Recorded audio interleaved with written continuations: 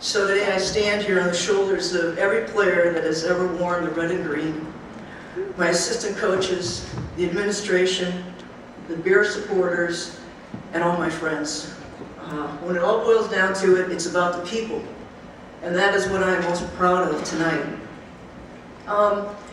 Has this hit me like a freight train. In fact, since the season has ended, every quiet moment that I have had, whether it's driving home from work, waking up in the middle of the night, which has been happening a lot, I've been trying to think what I want to say in the next 5 minutes.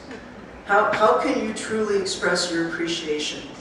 In fact, I was so anxious about this, I was talking to one of my players, Danny Hoover was doing a valedictorian speech, so and she goes, "Coach, well, you know, my buddies told me go and Google it."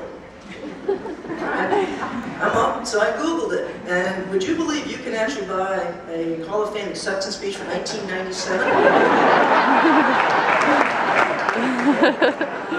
Thought about it, but I opted out, and what you're going to get tonight is free and from home.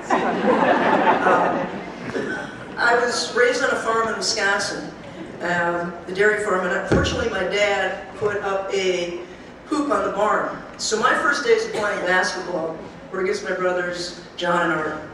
When I got up into 7th and 8th grade, they didn't have organized girls basketball at that time, so wanting to be like my sister, who's a cheerleader, Connie, I decided to try out for the cheerleading squad.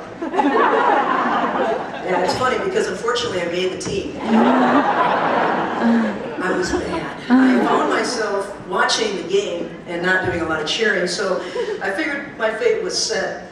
So fortunately, when I became a freshman in high school, there was organized girls basketball.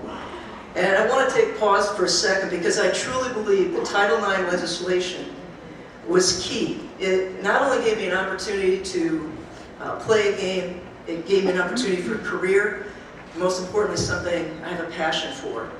So I believe it's 40 years old.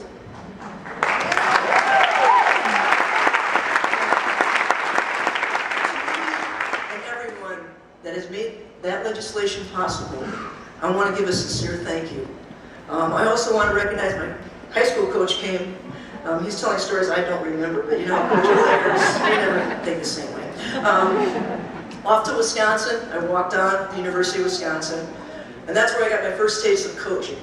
And it was simply working basketball camps in the summer, doing station work. I remember this feeling, and I call it my lost feeling. My players, not the lost you're thinking. It's a totally absorbed, immersed feeling. And to this day, I still have the same feeling when I walk on a court. I got my first job in a high school. It was pretty tough because when one year I was a senior in college, and when I thought I had a pretty cool nickname, I'm not going to share, to the next year being called Miss Fahey, and going 5 and 17. It was a rough first year. I mean, we just got plowed. And I was going, I'm not sure if I'm really cut out for this. You know, I decided, you know, let's stick this out.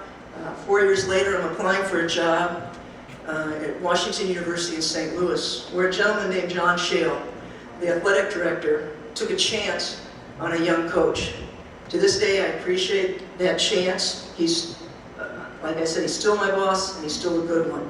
Also with him tonight is Mark Edwards, the men's coach. I've shared that court for 26 years with Mark. He's had an incredible impact on me as a coach. So here I am, my first week before my first college basketball game, and I'm fired up. I get a call from a reporter in California, and I'm like, cool, this didn't happen in high school. And he goes, so how do you feel about playing Stanford this Friday? Yeah, me too. I'm like, not good. I said, wrong Washington.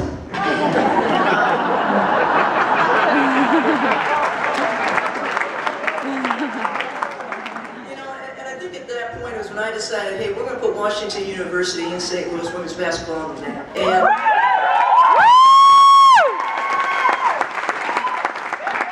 I'm extremely proud to be a Division III coach, and that's because of the great respect I have for the players and the coaches that I've come up against.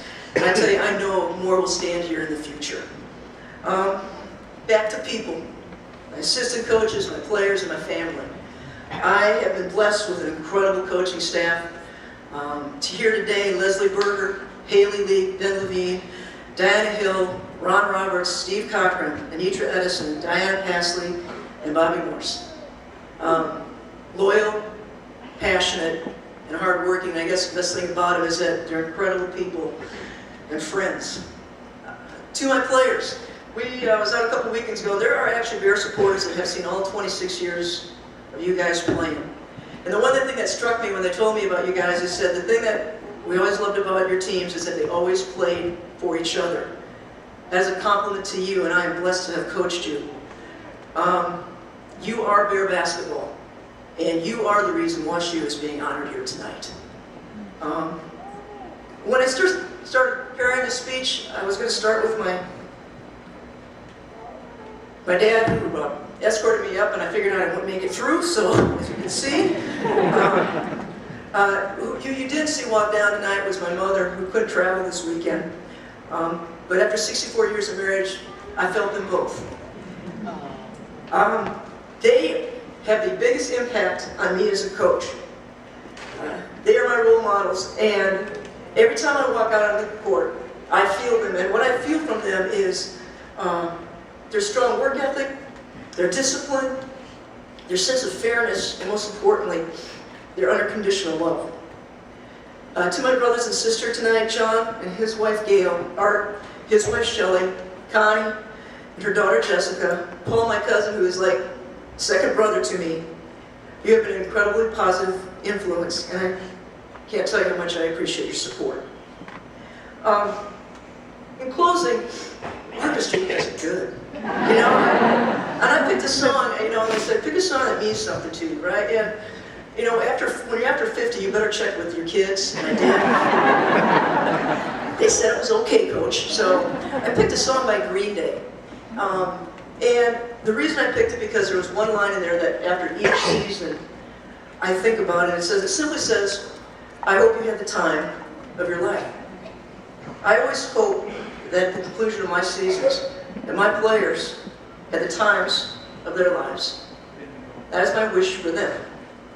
Tonight, I want to say thank you to all for this time in my life.